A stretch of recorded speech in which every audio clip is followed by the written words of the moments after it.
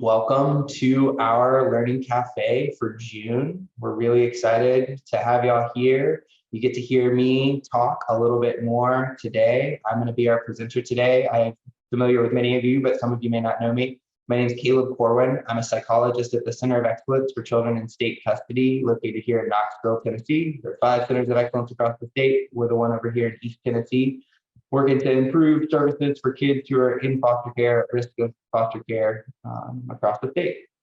And so I did my graduate training at LSU, the Tigers, big game this weekend.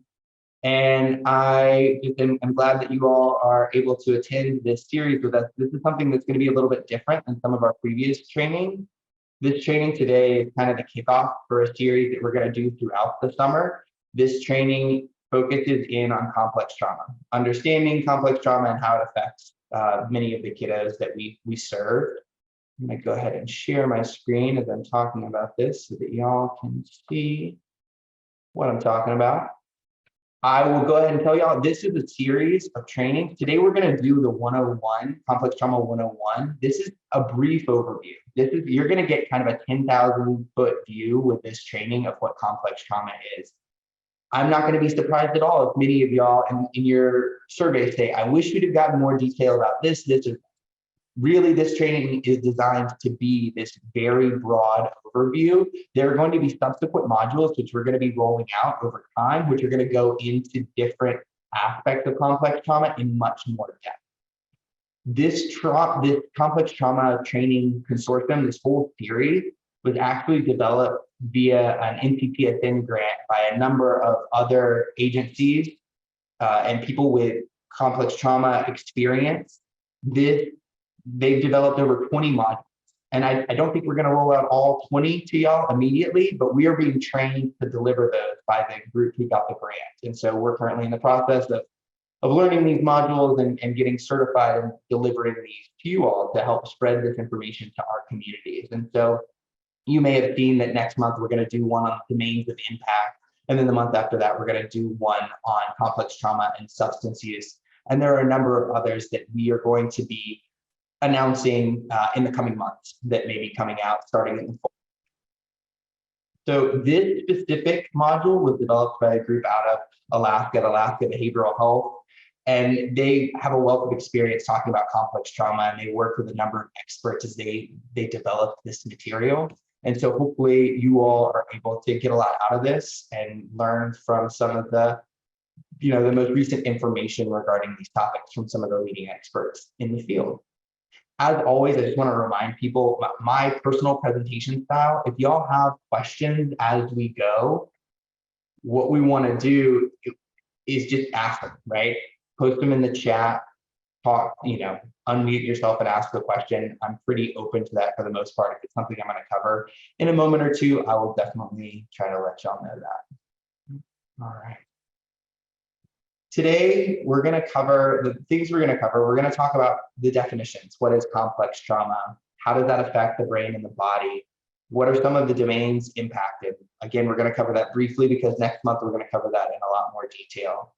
What are the adaptations and things that people develop in response to complex trauma? And how do we understand complex trauma, tune into that in order to better treat complex trauma going forward?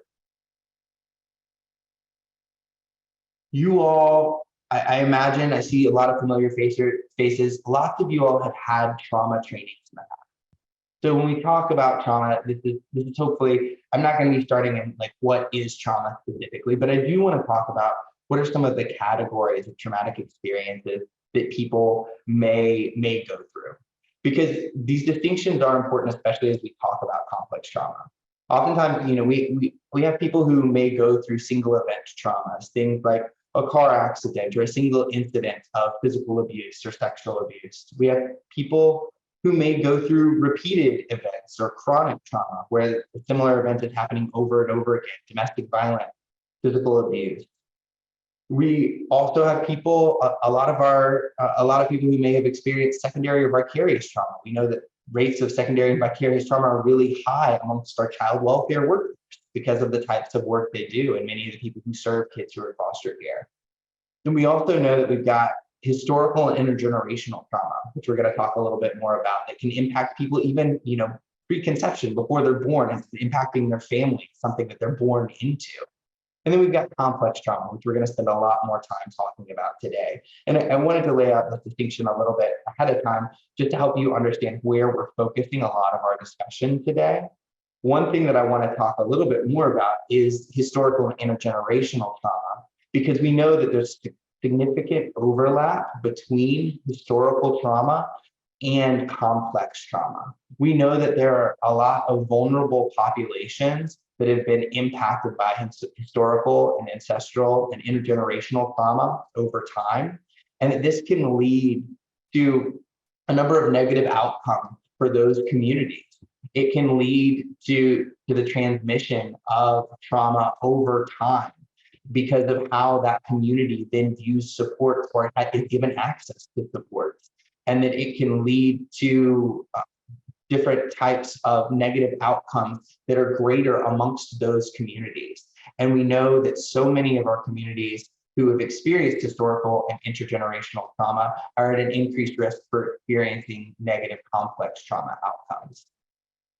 I have a few people with cameras on. I'm curious, the next slide I'm going to get into is complex trauma. How many of y'all are familiar with complex trauma? Attended a training in complex trauma, like show of hands? I'm seeing a few. Okay, and I'm seeing some people shaking their heads no. This is a new concept for some people. We've got a new concept. I do think it's helpful to go into our definition a little bit more.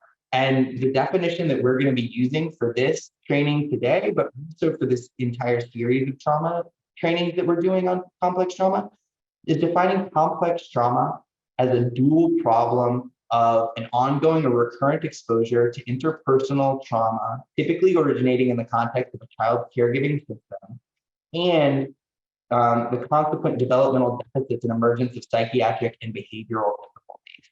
What sets this apart from some of the other traumatic experiences we're talking about in a lot of ways is that we're talking about this as being chronic, it's occurring multiple times.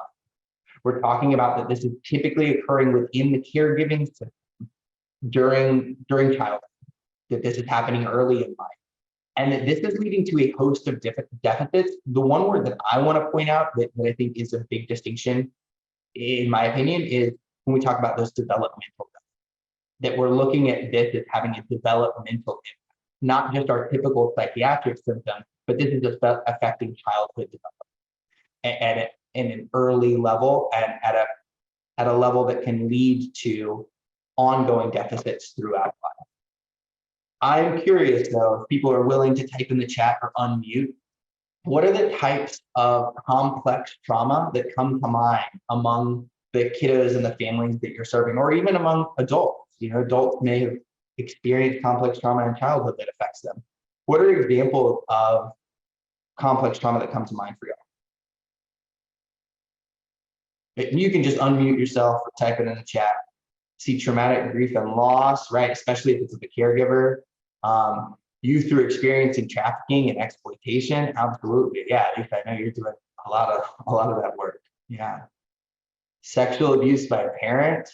Absolutely occurring within that caregiving environment. Sexual abuse, chronic neglect, physical abuse, especially if we're talking about it being chronic and happening within the family system, somebody in a caregiving role engaging in that physical abuse. Absolutely.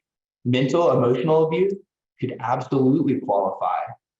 Aggressive, emotionally abusive parent, separation from a parent, yeah, absolutely. And I think that's one worth highlighting. We think about our kids who are in custody and in foster care, and kids who've had multiple foster care placements and disruptions and been disrupted from caregivers and placed in different places, and the impact of that and how that in and of itself is a complex trauma experience for so many of our kiddos.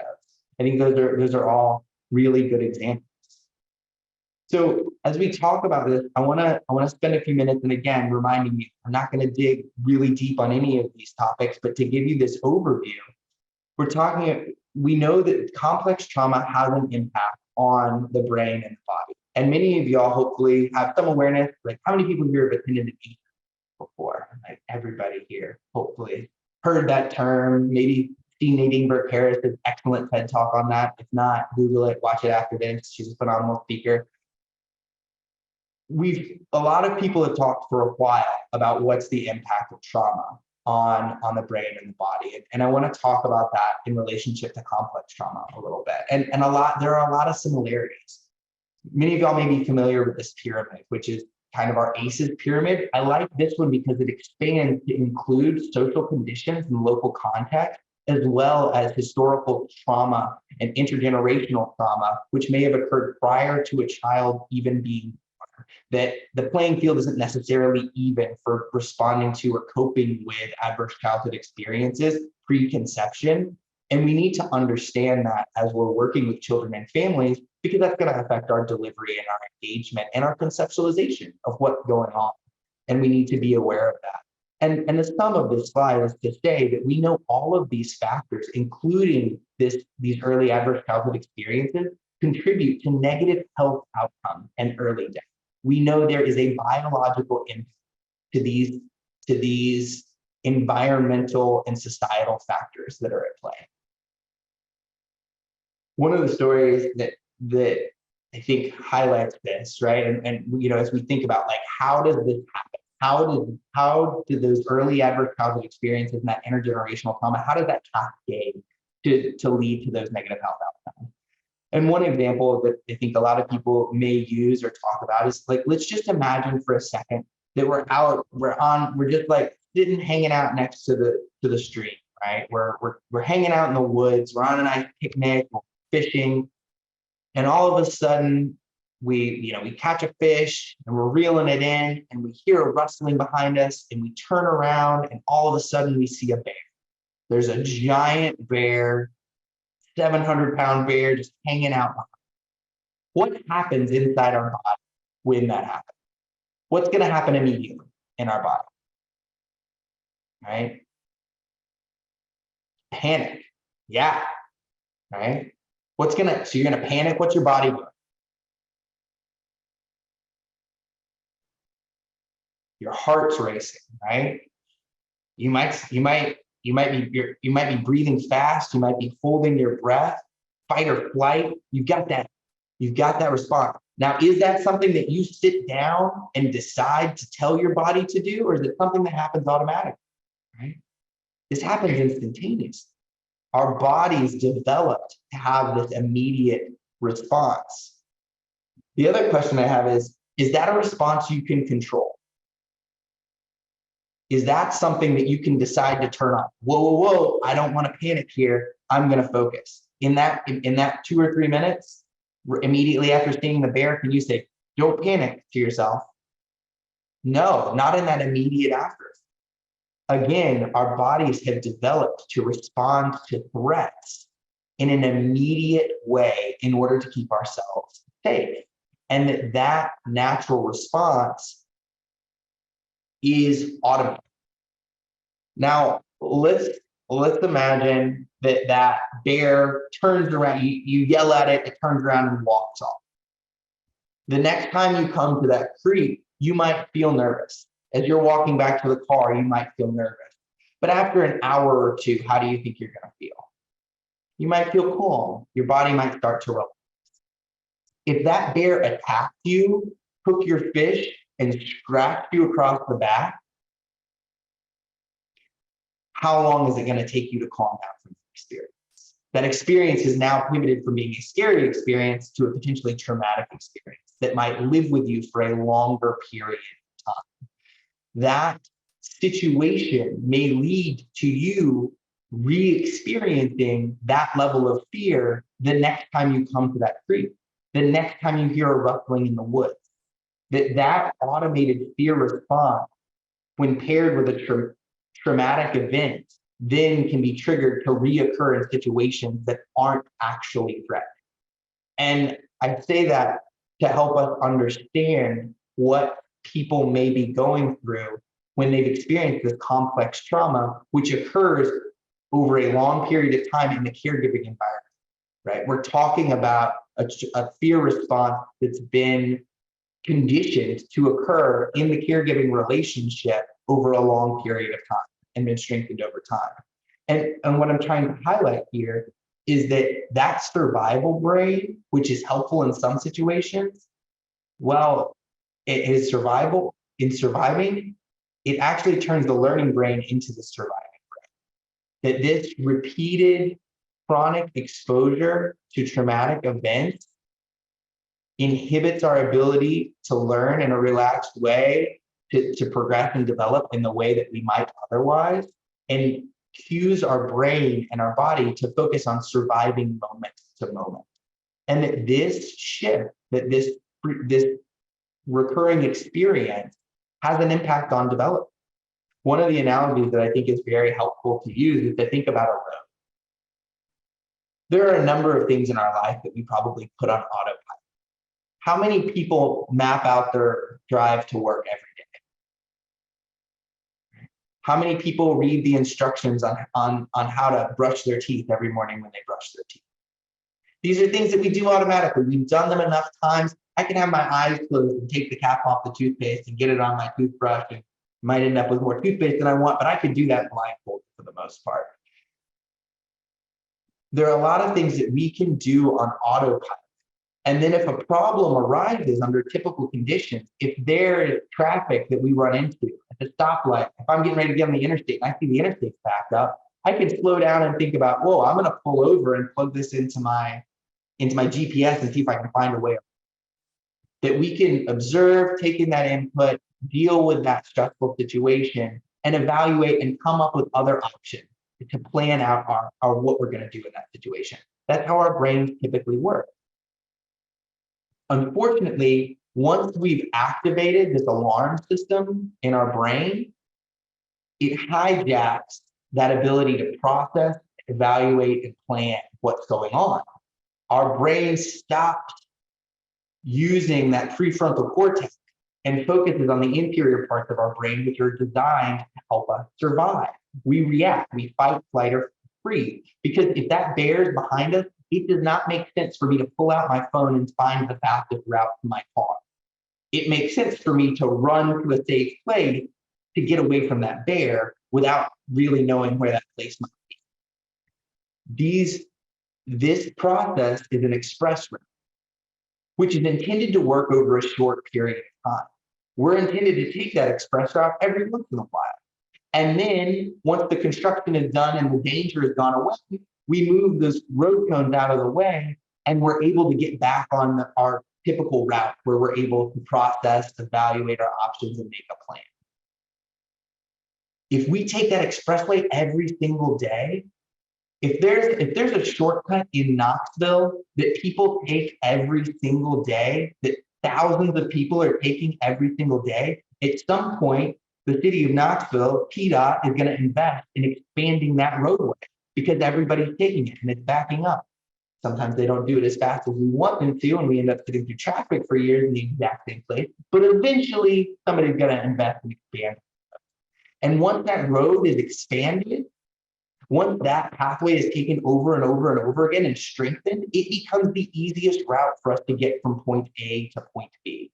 And so if we think about people who are experiencing this frequent activation of their alarm system over and over and over again, we're talking about people who have developed and strengthened this express route in their brain between having an experience that's perceived as dangerous and having an immediate action that helps them to survive and feel safe. And if we include what we know about brain development, how much brain development occurs in the first 5 years of life, we can understand how unfortunate it is when kids experience these chronic traumas within their caregiving environment where they're spending their time. The system that is intended to keep them safe and help them survive is not functioning as such. And so the pathways that are growing in their brain during this period of increased brain development include pathways that are associated with this danger and alarm response. And so we see for so many of our kiddos that alarm response that pathway in their brain is overactive. And the pathways in their brain associated with making these thoughtful decisions, the prefrontal cortex, which is in charge of helping to slow them down and learn from their mistakes, is underactivated, while the emotional and fear response parts of their brain are hypercharged and overactivated. That this especially with these complex traumas, this has a biological impact that we're picking up on brain scans that we're seeing that's happening early on. I also think it's helpful to think about how that affects how memories develop. Our memory, our thought, our memory of a tree involves multiple inputs. It involves what we're seeing, it involves what we're hearing, it involves what we're feeling, the breeze, the feel of the bark, the rustling of the leaves.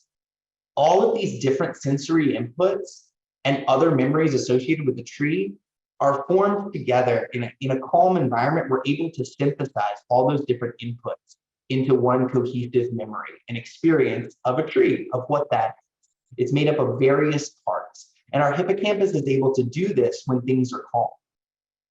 The part of our brain, the hippocampus, when things are stressful and situations are traumatic and we feel like we're in danger, our brain isn't able to allocate resources to create those more cohesive memories and that coherent sense of different aspects. And instead of it being this nice stained glass where everything's organized and we've got the colors where we want it so we can make out the picture of the stained glass, it's like we've taken that stained glass and we've shattered it and everything's mixed up. And all the pieces and all the experiences are there. However, there's not this consistent tie between those pathways and parts of the brain. And we see this come out in a lot of ways, but one of the main ways we see this come out is when we talk about triggers for people who have experienced complex trauma, that there are these memories that are tied. What ties them together is the traumatic experience, that danger, that sense of danger and that fear response. And so now, instead of different memories being tied to one unit, what they're tied to is that sense of fear, that sense of danger. And so now we have multiple different things that may be attached to a fear response. If we have a kiddo who is locked in the bathroom for days at a time because parents were using or parents didn't have adequate caregiving skills, and that's how they cope with trying to keep their kids safe, is locking them in and day out with inadequate supervision, inadequate food. We may have a kiddo whose memory for a bathroom is tied to a lot of fear and a lot of trauma. And so now when that kid hears a toilet flush, when that kid goes into a bathroom, that kid may be delayed in toilet training and not want to go in and is fearful of a bathroom because those experiences are jumbled up in their brain, and the safe experiences in the bathroom are jumbled up with the scary experiences in the bathroom. And it can all be confusing and overwhelming for that child, and can be really hard for those around them to understand why we're seeing such an intense fear response to something as innocuous as a bathroom trip. And a lot of times this, for as confusing as it can be for the providers who are working with these kiddos and these families, it can be just as overwhelming for the people having these experiences, and sometimes more so, because they're not understanding why they're having such an intense reaction and no one else is having that same type of response. Don't you get that this is scary? The bathrooms are terrifying. Why are you making me go in there? And so it can be frustrating for everyone else involved. And so we see that this complex trauma exposure can have a variety of different impacts. When we talk about trauma impact, a lot of times what we're talking about in recent past is we're starting to talk more about PTSD. We say, oh, trauma, we're talking about a diagnosis of PTSD. That's what we're looking for. And if that's what we're talking about, our DSM criteria for PTSD in adults includes hyperarousal, avoidance, intrusion, and negative alterations of cognition. These are the things that we look for in order to diagnose this condition in adults. And honestly, when we're talking about kids, we're looking at very similar criteria. We've got a few alterations here where the child may not have their own specific memory of that event, but may have come to learn about it through somebody else talking about it. And they may not have as many avoidant or negative cognition symptoms as an adult. But overall, we're still talking about the same clusters of symptoms when we're looking at a PTSD diagnosis for children. And while I will argue that a great many of the kiddos who we work with who are involved in the child welfare system meet criteria for a PTSD diagnosis, the issue remains that oftentimes this diagnosis is inadequate, because the reality is, how many of you all know complex trauma survivors who don't have a diagnosis of PTSD?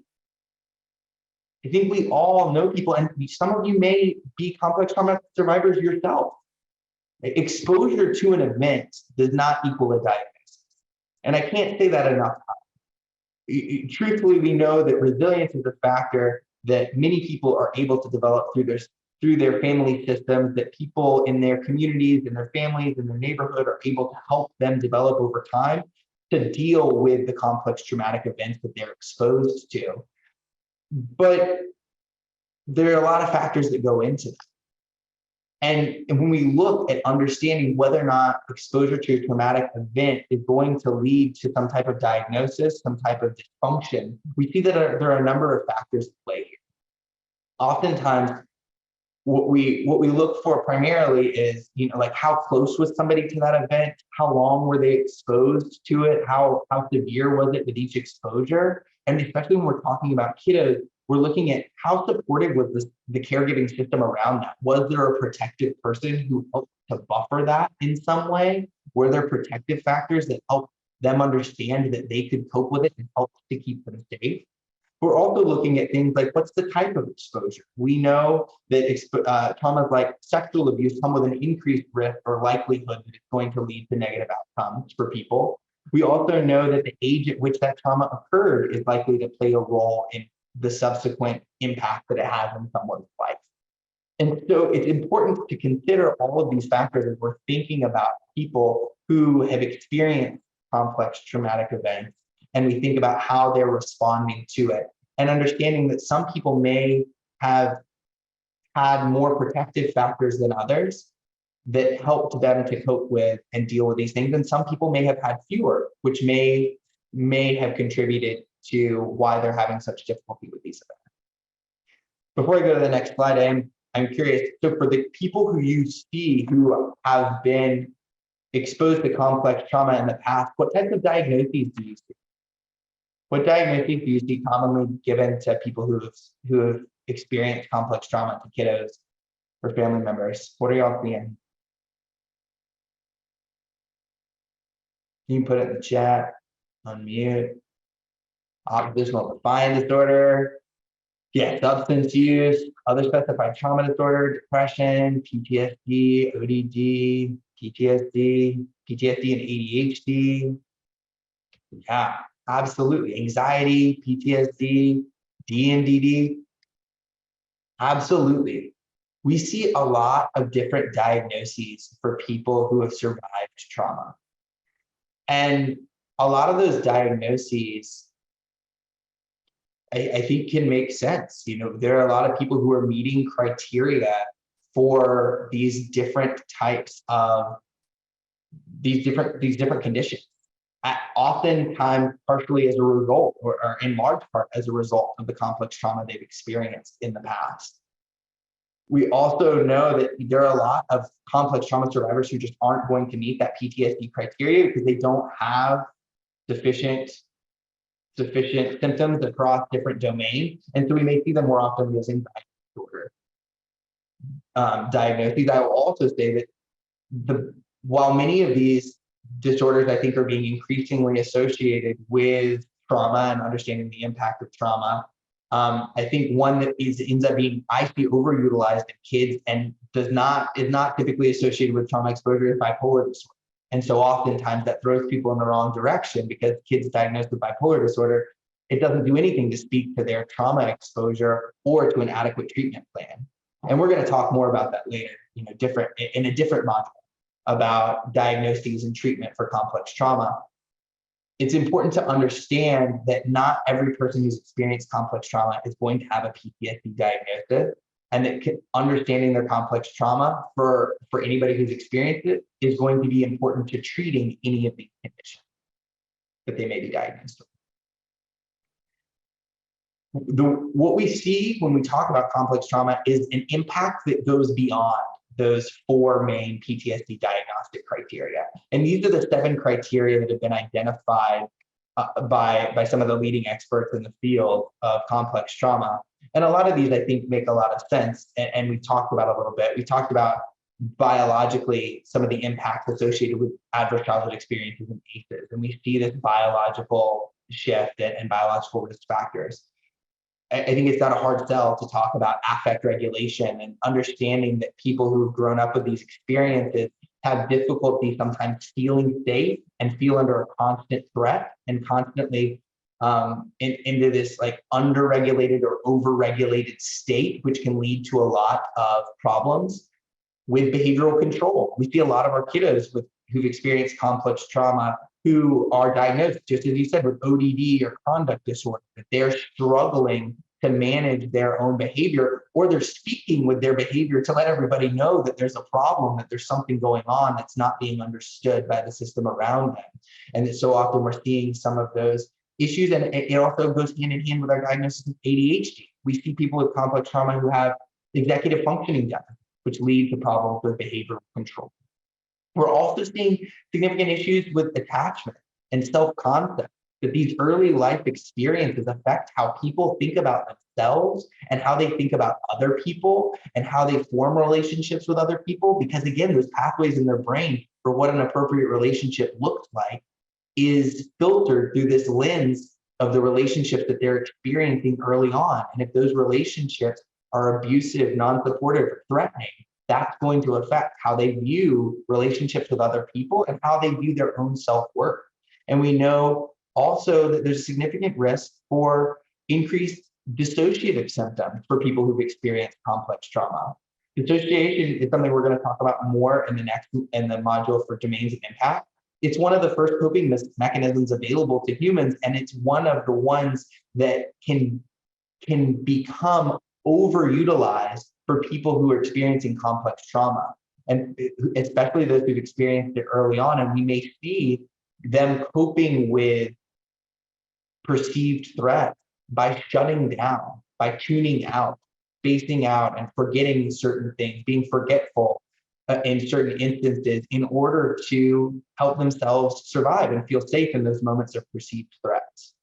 And again, that's a very brief overview of this. Next Learning Cafe in July, we're going to go into a lot more detail. I mean, the whole presentation is going to be covering these 7 domains of impact that I talked about here.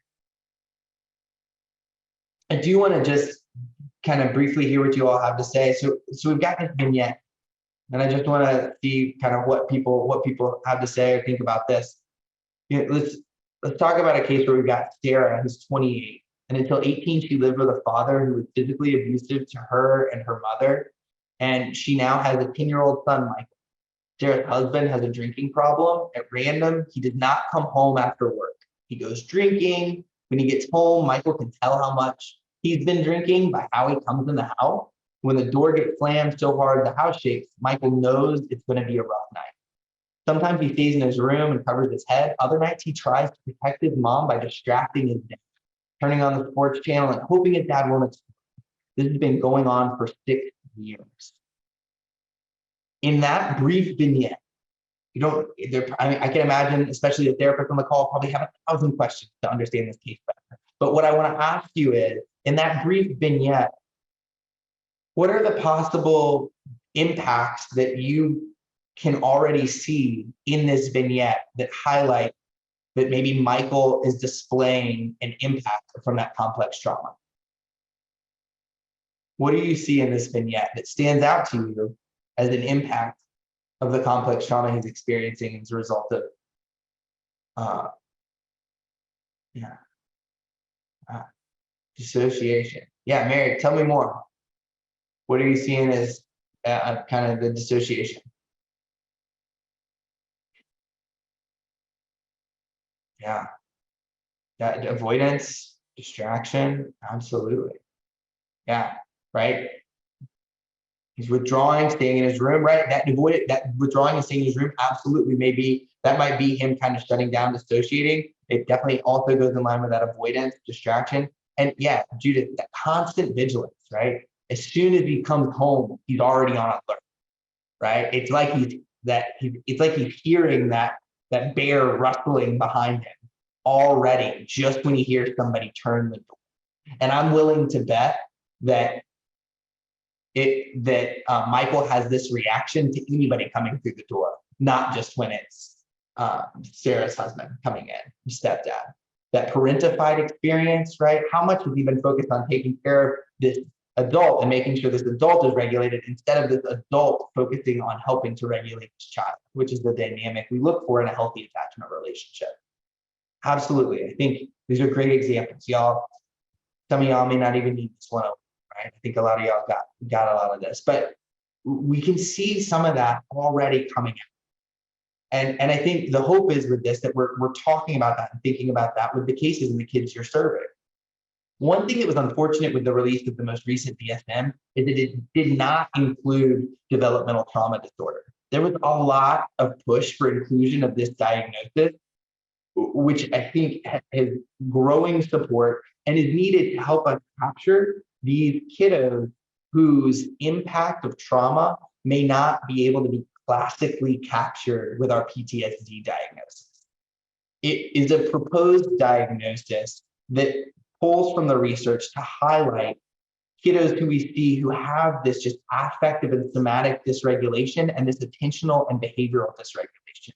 I think inclusion of this diagnosis would allow us to capture a lot of the kids that we're diagnosing with ADHD now, who have this complex trauma exposure and then executive functioning deficit.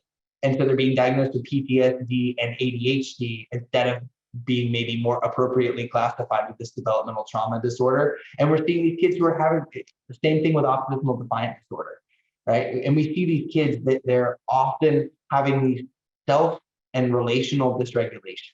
They don't know how to function in a safe, nurturing environment. How many of our kiddos, for those of you who work in foster care, do we see who struggle with that foster care placement, struggle with the shift in that relationship and attachment to a caregiver who responds in a different way than their previous caregiver did, than that abusive caregiver, and they struggle to understand how to feel safe in that environment. And I think we really lack a way to diagnostically capture the complexity of that. And so hopefully subsequent versions of the DSM will include this. But right now, we can't use it. I want to highlight another example and just talk about, get your thoughts and input on this as well. Just another case example. So let's think about a younger child. We've got Rita, who's 2.5 years old, in the care of her biological mother. Rita's father was physically violent with her mother. Father was physically violent with her mother beginning shortly after Rita's birth. He maintained sole physical custody of Rita from ages 18 months through 24 months when a court decision granted Rita's mother sole custody due to physical abuse Rita experienced in her father's care. Rita's mother reports that Rita shuts down in response to loud noises and does not exhibit emotional responses expected of a 2.5-year-old. She climbs to unsafe height and jumps from tall playground structures. She bangs her head against the wall when upset. She throws items when told no. She experiences frequent irritability and sadness and insists on being carried by her mother, even when at home. What do we see here that falls into this? What are the cautionary things here if we saw a case like this that might clue us in that complex trauma was a part of what was going on? What are the things that stand out here?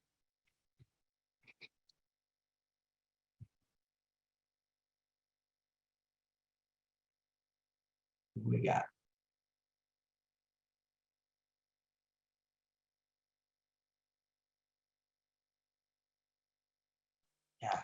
attachment concerns. Absolutely. What are the attachment concerns? What stands out as a concern about attachment here? Frequently fearful, living in fear.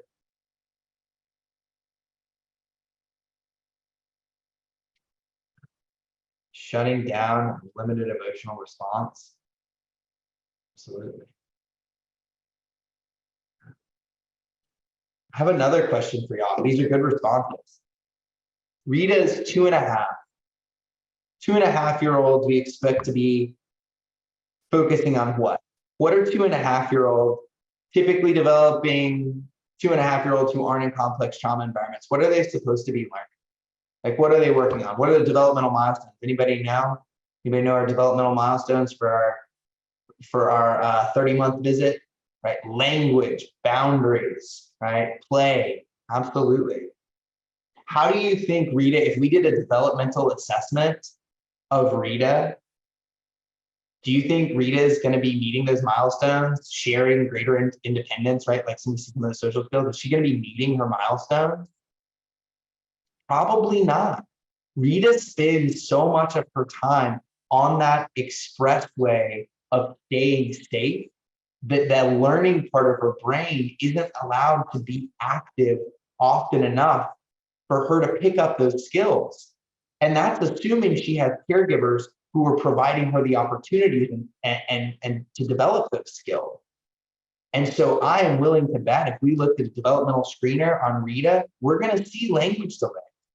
We are going to expect 2.5-year-olds to be starting to use, to use more complex speech, right? 2 and 3 word sentences we're looking at some of those social interactions happening more. It looks like physically Rita might be developing just fine. She's climbing to unsafe heights. Her gross motor skills might be okay, but those emotional skills, those language skills, those attentional skills, the you kind of like the autonomy and self-concept skills are likely to be impacted.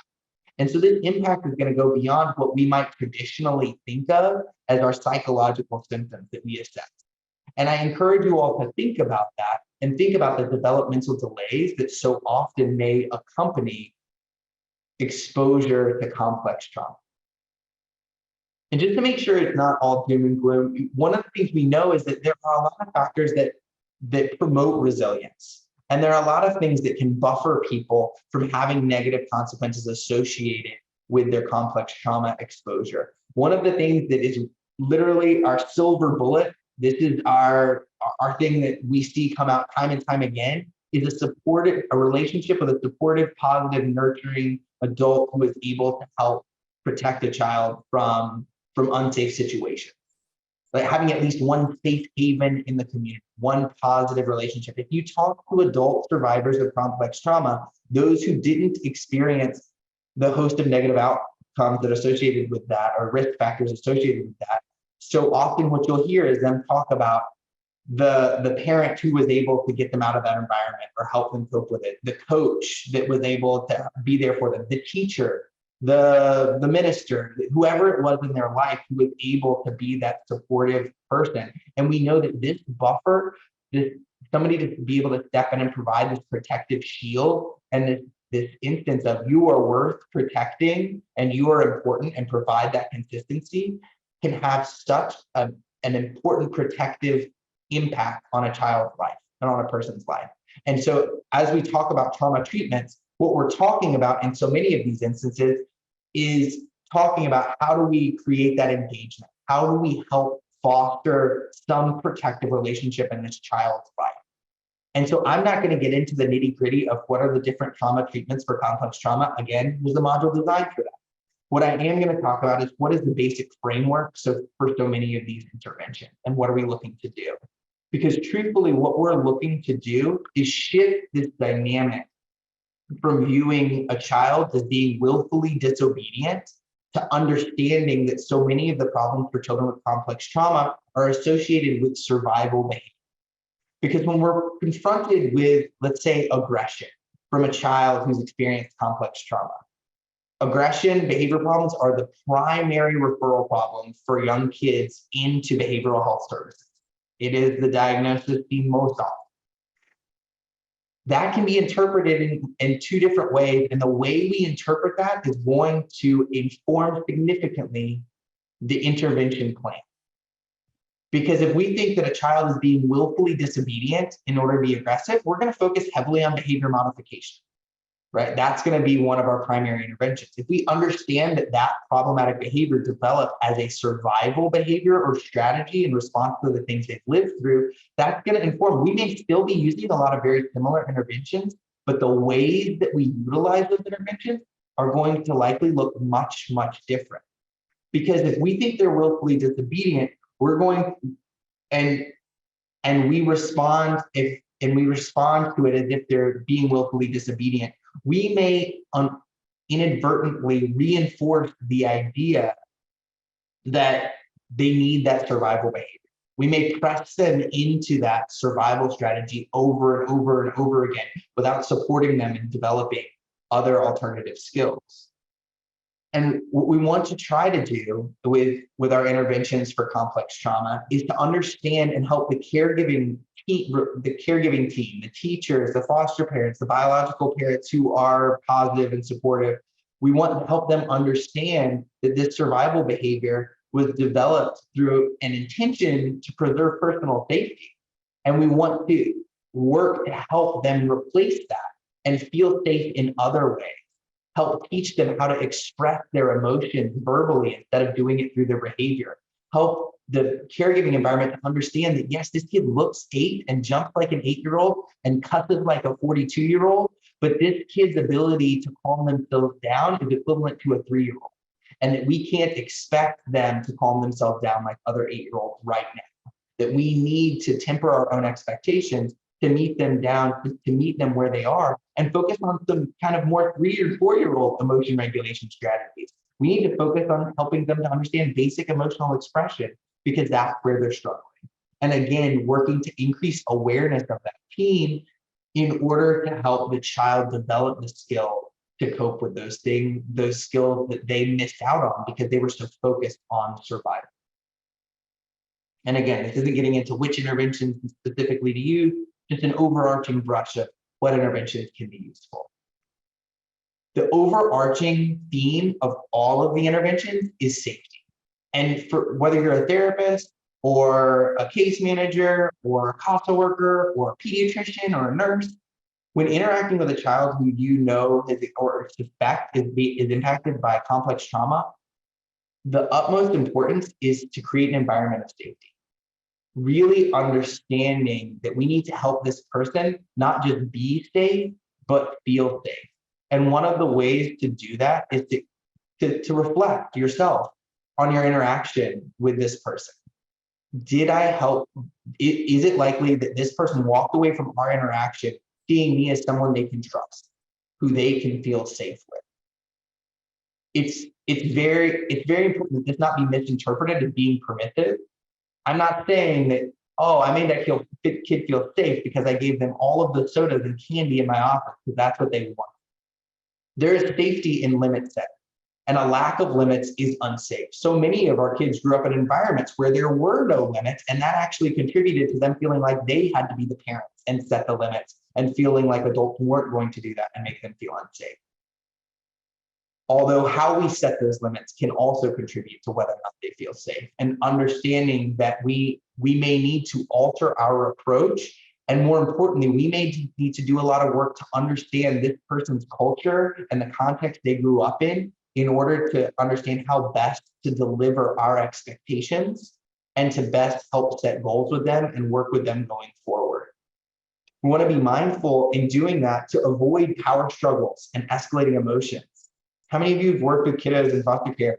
You don't win a power struggle. Like a lot of kids who I've worked with who've been in the system and disrupted 10 or 12 foster homes, there's not winning an argument with that kid. That kid is willing to pull out all the stops and take it to the max. They'll go till the cops get there, and then they'll keep going until they're tough sometimes. And it's really important to be aware that winning a power struggle isn't successful treatment for a person who is involved in complex trauma.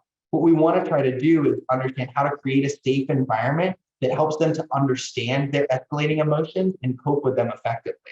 Being aware of how their reaction in that power struggle may trigger us and how our own emotional reactivity may contribute to an unsafe environment. Not because we're bad people, but because we're human. And we are going to experience emotional activation. Unfortunately, though, our own emotional activation can be perceived by kiddos with histories of complex trauma as very threatening. And that we need to work to regulate ourselves before we help to regulate them. Because a dysregulated adult has never helped to regulate a dysregulated child. We need to be mindful of regulating ourselves in these moments when we're working with people who have experienced complex trauma and maybe presenting with difficult presentations. and working to create that safe environment by making sure our external environment is safe. Is the office, is the place where we're meeting feel safe to them? Is it, or is it the place that feels threatening to them? Is it, if we have a kiddo who struggles in the home environment, are we able to talk to them and come up with a way? Is it easier to have conversations for them in the living room versus in the bedroom? Or is it easier to have conversations with them with somebody else present in the room instead of with just one-on-one? What helps them to feel safer in that environment? That internal safety is often through helping make sure the caregivers and people in their lives are able to co-regulate, to regulate themselves and to help co-regulate with that kiddo, to create that sense of safety, and understanding the importance of relational safety and how that may be perceived by kiddos who have a history of relationships in the past that may have been so unhealthy and traumatic for them, and that developing that healthy relationship and that relationship safety often comes through consistency and consistent response. It's not being safe and being there one time. It's being able to be predictable time and time and time again. Because even though you're safe in that moment and that you're regulating yourself in that moment, they've got 1,000 experiences with a caregiver who wasn't regulated or who regulated for 5 minutes and then hurt them. And so they need these corrective experiences repeatedly in order to be able to better respond in those situations and understand and trust that that is a safe environment and that that safety can only occur through repetition over time. And really just to highlight again, when working with complex trauma and people who have experienced this, it's important to be able to use that trauma lens and understand the traumas they've been through, to be aware of your own feelings and your own reactivity, to be able to regulate yourself before you respond, and to understand that everybody on a treatment team, everybody who's interacting with this kiddo is responsible for safety. The teachers, the case managers, the front office workers, the nursing staff, everybody contributes to that kiddo's sense and that family sense of safety, and trying to keep as many people on the team as possible. All right, so y'all got the whirlwind tour. You just like drove past the complex trauma billboard and took away from it what you could in that brief time. What questions do people have for me based on this? Understanding that I'm going to answer as many questions as I can. I also may punt some of these and say, hey, we're going to cover that in a later module. But go ahead and shoot the question now, and I can tell you whether or not we are or not. Do people have questions about this? Thoughts, comments?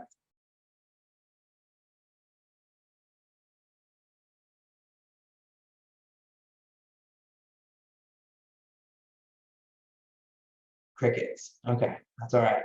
Well, Karen's going to post the survey in the chat for us here momentarily. There it is. Oh, almost. The link is doing the fun link thing, where it doesn't want to work.